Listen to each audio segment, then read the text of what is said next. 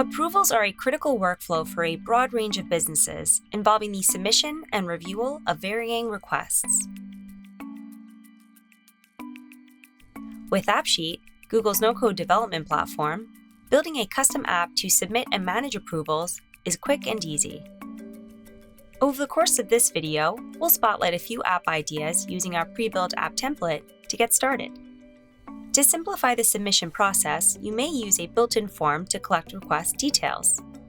If the request includes links or file attachments, you can add an additional field to capture more information. Note that any attachment will be stored in Google Sheets and Google Drive. To complete a new request, you'll assign a reviewer. For example, you may select your manager to review an expense report.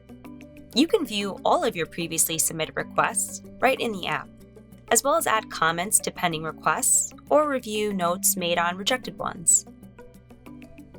Reviewers can see both the requests they've made as well as the requests awaiting their review in a simple app view.